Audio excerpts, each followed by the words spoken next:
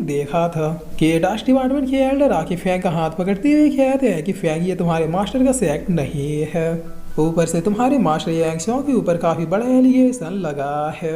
उन्होंने अपने फायदे के लिए कई मासूम सिविलियंस को मारा है और ना जाने कितने घने अपराध किए हैं। जब तक उन पर लगे इल्जाम क्लियर ना हो जाता तक ना तो तुम कुछ कर सकते हो ना ही तुम्हारे मास्टर। जिस पर फैंग कहता है कि क्या लियान तुम्हारी इतनी हिम्मत की तुमने यहाँ पर आके इन्हें झूठी कहानियां भी सुना दी, देख लेना इसका इंजाम तुम्हें भुगतना तो होगा ही। तब लियान कहता है कि अब बकवा करने का कोई फायदा नहीं है, तुम मेरा कुछ भी नहीं बिगाड़ सकते। जिस पर फैंग कहता है तुम्हारी तो तब एल्डर कहता है कि लियान तुम्हें टेंशन लेने की बिल्कुल भी जरूरत नहीं है। विंसी एकेडमी कोई मामूली सेक्ट नहीं है जो कि कोई भी आके नियम तोड़ दे। यहाँ अच्छों के साथ अच्छा होता है, बुरों के साथ बहुत ही बुरा। फैंग जब तक तुम्हारा मास्टर यांगशॉ निर्दोष साबित ना हो जाए तब तक तुम लियान से दूर ही रहोगे, वरना तुम्हें कोमा में पहुंचाना मेरे लिए कोई बड़ी बात नहीं है। तो फैंग यहाँ से जाती है ख्याल आए कि वेस्ट कहीं का मर्द की तरह 1v1 फाइट भी नहीं कर सकता।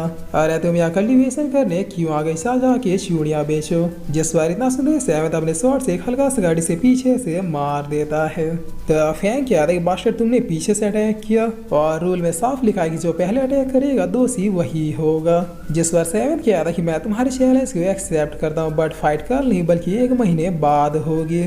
तब टीना क्या था कि लियान तुम्हें इसके चैलेंज को एक्सेप्ट करने की कोई भी जरूरत नहीं है। जिस बार सेवन क्या था कि नहीं जरूरत तो है, मुझे लगता है 1 महीने के बाद ये मेरे हाथों से ही मरेगा। तब फैंग अब काफी जोर जोर से हंसते हुए क्या था कि गजब पागल आदमी है यार, क्या करोगे बच्चे तुम इन 1 महीनों का, क्या तुम 1 महीनों में ही ग्रैंड मास्टर बन जाओगे। जिस बार सेवन यहाँ से चाहते हुए क्या था कि अपने चरखे पे तेल लगाओ, फाइट 1 महीने बाद है। तुमने आज तक जितने भी पाप किए होंगे उनका हिसाब मैं एक साथ ही कर दूंगा।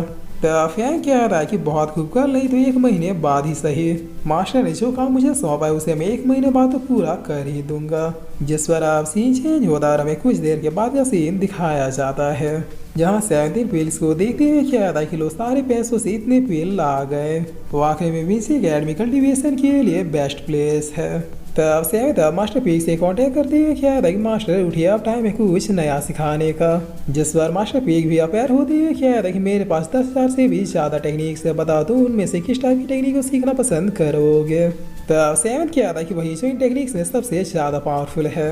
आखिरकार मेरा स्टार स्वॉर्ड्स भी सारे स्वॉर्ड्स में सबसे ज़्यादा पावरफुल है, इसलिए मुझे पावरफुल टेक्निक ही सीखनी है। जिस पर मास्टर पी क्या था ठीक है फिर तुम अब 9 स्वॉर्ड टेक्निक की प्रैक्टिस करो। तब सेवन क्या था क्या 9 स्वॉर्ड। जिस पर मास्टर पी क्या था इस टेक्निक के कई नाम है जैसे heavenly 9 sword of breaker, sky cutter और न जाने क्या क्या। इस टेक्निक के नाम के अनुसार इसमें टोटल 9 फॉर्म होते हैं जो कि 1 से लेकर 9 तक जाता है।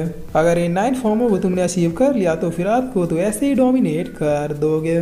बट परेशानी ये है कि आज तक कभी भी कोई पर्सन इसके 9 फॉर्मों को सीख नहीं पाया है। जिस वजह से किया था कि मास्टर अगर आप ऐसा कर रहे हैं इसका मतलब सच में ये 9 फॉर्म्स को सीखना काफ़ी मुश्किल होगा। क्या मुझे ये बता सकते हैं कि आज तक कोई भी इसके 9 फॉर्म को अचीव क्यों नहीं कर पाया। तो मास्टर पी क्या था सीखना बड़ी बात नहीं है बल्कि बड़ी बात है इसके सारे फॉर्म्स को अचीव करना। हर फॉर्म को अचीव करने के लिए मैसिव क्वांटिटी में रिसोर्सेज चाहिए होंगे जैसे हर्ब्स, मेडिसिन, स्पिरिचुअल रूट्स और थाउजेंड्स ऑफ वेपन्स। जैसे जैसे तुम नेक्स्ट फॉर्म में एंटर करोगे वैसे वैसे रिक्वायरमेंट्स भी डबल होती जाएंगे। यानी अगर फर्स्ट फॉर्म को अचीव करने में 1 लाख फील 1000 स्पेशल वेपन लगे तो फिर अगले वाले में 2-2 लाख करके लगेंगे। तो आपसे क्या था सिर्फ फर्स्ट फॉर्म को ही अचीव करने में इतने रिसोर्सेस लग जाएंगे, यहाँ तो 500 फील खरीदने में ही दिवाला निकल गया। जिस पर मास्टर पी कह रहे हम स्वॉर्ड क्लब में जाके उन स्वॉर्ड्स को कलेक्ट कर सकते थे, लेकिन अफसोस की बात यह है कि तुमने पहले ही सारे स्वॉर्ड्स को डिस्ट्रॉय कर दिया, इसीलिए मुझसे उम्मीद मत रखना कि मैं रिसोर्सेस प्रोवाइड कर पाऊंगा। तो अब बताओ सेवंथ क्या आप भी तुम इस टेक्निक को सीखना चाहोगे। जिस पर सेवंथ क्या था कि ऑफकोर्स मैं सीखना चाहूँगा, रिसोर्सेज की चिंता आप मत कीजिए। तो मास्टर पी क्या रहे ठीक है फिर ये लो मैं तुम्हें ये टेक्निक ट्रांसफर करता हूँ, अब रिसोर्सेज ढूंढने की जिम्मेवारी तुम्हारी है। जिस पर सेवंथ पूछता है कि मास्टर क्या इतने फील इनफ होंगे फर्स्ट फॉर्म को पाने के लिए। तो मास्टर पी क्या था कि नहीं ये तो बस एक ही बार में खत्म हो जाएगा, ऊपर से वेपन्स कहाँ है, तुम्हें स्पिरिचुअल वेपन्स भी तो चाहिए होंगे। सेवंथ अभी तक तुमने जो कुछ भी सीखा है वो इसके सामने बस बेसिक चीजें थी, तुम्हारा असली कल्टिवेशन तो अब शुरू हुआ है, इसीलिए सभी चीज़ों का ध्यान अब तुम्हें खुद से ही रखना होगा। तो अब सेवंथ क्या था डोंट वरी मास्टर आपने कह दिया तो मैं करके भी दिखा दूंगा। अभी के लिए फिलहाल मैं इन फील्ड से कल्टिवेट कर लेता हूँ ताकि कम से कम कुछ तो कल्टिवेट हो जाए। और इतना क्या कि सेवंथ अब कल्टिवेशन करने बैठ जाता है जहाँ पर ये डिवाइन फील्ड भी बहुत ही बढ़िया इफेक्ट दिखाते हैं।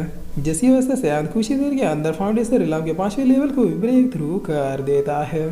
तो सैयद अब काफ़ी खुश होती है, ख्याल है कि वाकई में इस फील की वजह से मेरी कल्टीवेशन काफ़ी तेज हो गई।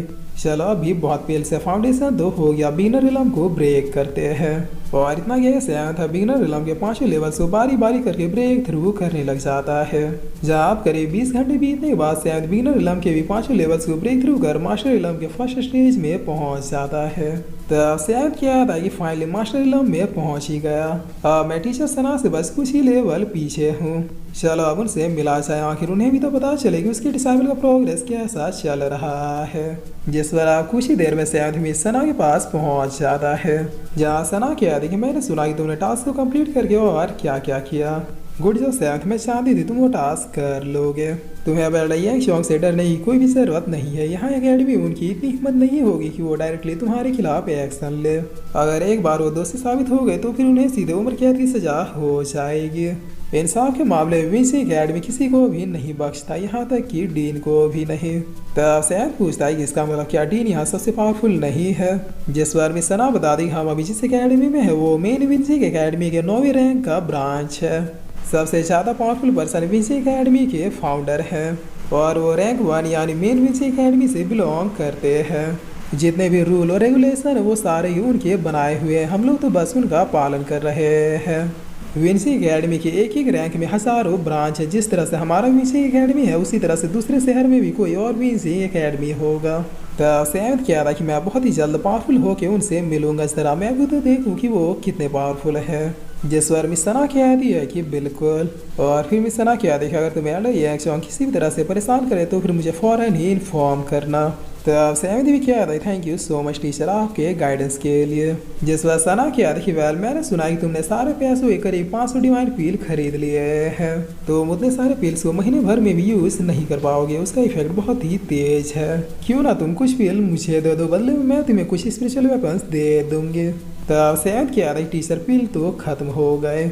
जिस पर मिस सना कह रही है कि क्यों मजाक करो, मैं सब नहीं लूंगी, मुझे बस 5 चाहिए, बदले में मैं तुम्हें कुछ इंपॉर्टेंट वेपन्स दे दूंगी जो तुम्हारे स्वॉर्ड को और भी ज़्यादा पावरफुल कर देगा। तब सैयद कह रही टीचर वो बात नहीं है, मैंने सच में सारे पिल्स यूज़ कर लिए। जिस पर मिस सना कह रही सैयद तुम मुझसे झूठ बोल रहे हो, 500 डिवाइन पिल से यूज़ करने में मुझे कम से कम 10 दिन लगेंगे और तुम कह रहे हो तुमने बस एक ही दिन में सब यूज़ कर लिया।